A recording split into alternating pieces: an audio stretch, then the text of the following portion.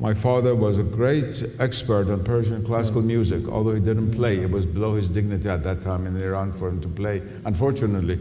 But he knew Persian music very well, and a lot of highest performance was performed in our house before the radio and television and these things came. I'm sure a lot of poetry was recited in your house also. Yes, and poetry. My mother also was a very literate person for her age, day and age, and she knew a lot of poetry. And so, as I've written, at night in those days, even before electricity came to Tehran, how do we amuse ourselves? We would sit around the kursi in the evenings, that is this thing that the Persians make and sit under it to heat up in the evening, in the winter, and regular places on the floor during the summer, and read the great classics of Persian poetry. The whole of Ferdowsi Shahnameh, the whole of Khamsah Nizami, even the Diwan of Hafez, which is so difficult. And even a man of 50 has difficulty reading. I'd finished the Diwan before I was 10 years old. So I knew thousands of verses of poetry. I still know a lot of poetry, but much more at that time. So that also bore upon my sense of beauty and aesthetics. Before I turn it back to Hamza, Ken, if I asked you to recite a couple of your mother's favorite verses, what would come to your mind? She loved Hafez, and I will just recite for you the first verses of the Diwan of Hafez. Ala ya ayyuha as-saghi adarkasan wa nawilha ki ishq asan namud awwal wali uftad mushkilha. Translation. On the audience, so. Another ghazal which she loved. Yusuf gumgashte baz ayad be Kan'an gham makhor.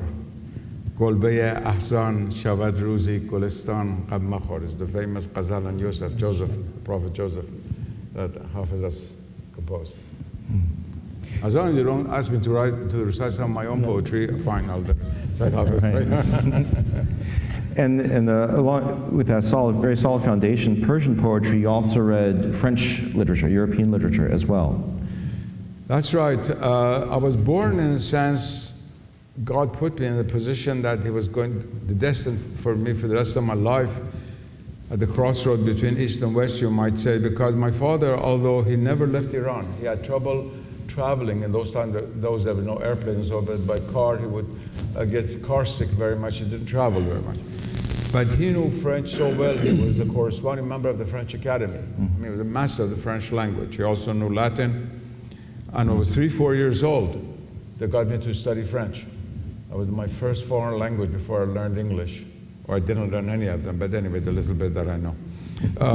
We had a library in our house of thousands of volumes of French literature. I mean, all the works of Voltaire and Pascal and the French philosophers and even the encyclopédistes, you know, that voluminous work that Diderot and those people brought out, and Victor Hugo, many of the famous writers.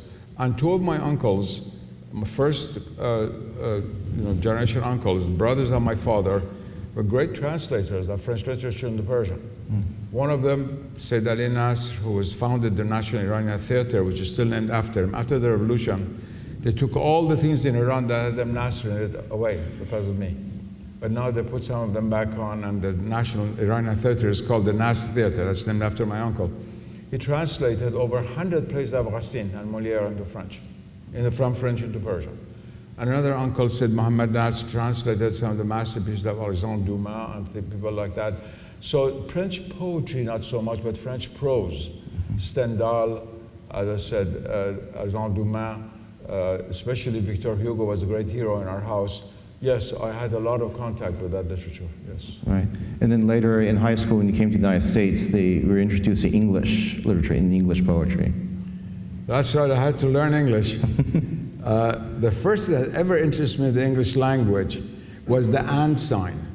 The trains would come from the Persian Gulf to Tehran, and with how I could read the Latin alphabet, this word and that word. What was this in between? I asked everyone, nobody knew. And, you know, that goes like this. And finally, one person who worked for the National Petroleum Iran, there's someone that just destroyed the Gulf of Mexico, British Petroleum. They ran the petroleum in Iran. And he had been working there. So this is the and sign in English. I said, I want to learn that language.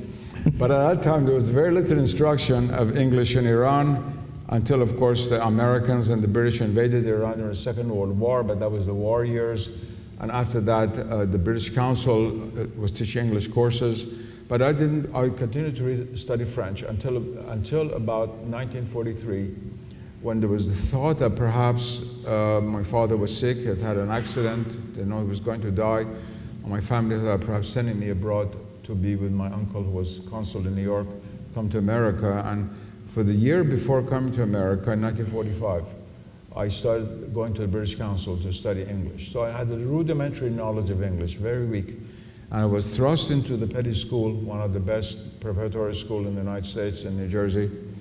And without losing a step, a beat, as they say, alhamdulillah, thank God, I was able to finish the 8th grade from half in Tehran, half here, but in English. At first, English poetry made no sense to me. I said, this is poetry, this is nonsense. And poetry is Hafiz al-Sadi. The rhythm and rhyme of the English language just didn't click with me. Even French, whose poetry is much less rich than English poetry, I was more attracted to that. Finally, after the 1 year, gradually I began to appreciate English poetry and the English language. And when in my senior year I received the highest grade in PID in English, all the teachers, castigated the poor American students that you should learn, these fellows come from the deserts of the Middle East where they only ride camels, and he beat you all the way to it in English. But I've had great love for the English language, of course, English poetry. When I was in Iran, I tried to keep a balance right, half in English, half in Persian, but since migrating here, I've written a lot more in English, occasionally in French, but mostly in English, and a few things in Persian, not to forget my Persian. And I have composed some English poetry twice in my life. One early when I was at Harvard, and all my early poetry was lost during the Iranian Revolution when my library was plundered. I don't know what happened to it. And then it's remarkable how the muses visit you. I was in Spain, in the city of Cordoba, and driving around the circle like that to try to get out and send you a card. The Spaniards, and cars and bulls move very fast when they see red light. Came right through, right through red light, and hit me, and they had a tremendous accident. And the woman had pulled out a rosary. She thought he was going to die, was invoking the name of the Virgin Mary, and I was praying to God in Arabic, and it was quite a scene. Quite a scene, and anyway, I came to the hotel, and suddenly a poem descended upon me after many, many years, a poem which is called Alhamdulillah, which is the first poem in my first volume of poetry. I have 2 volumes of poetry in English, the very first poem. And after that, I composed poetry for several years. And since doing this Quranic translation, just last year, 2 years ago, for Harper, it's coming to come in the city to study Quran, major event that's going to take place, inshallah, in Quranic studies.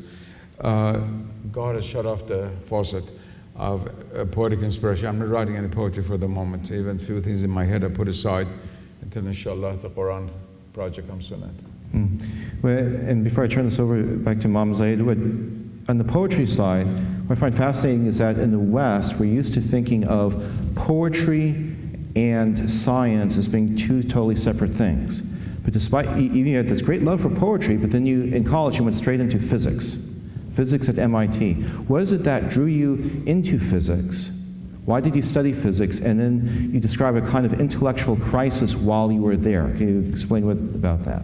You're alluding to a question of the greatest importance. You look at the history of Western thought.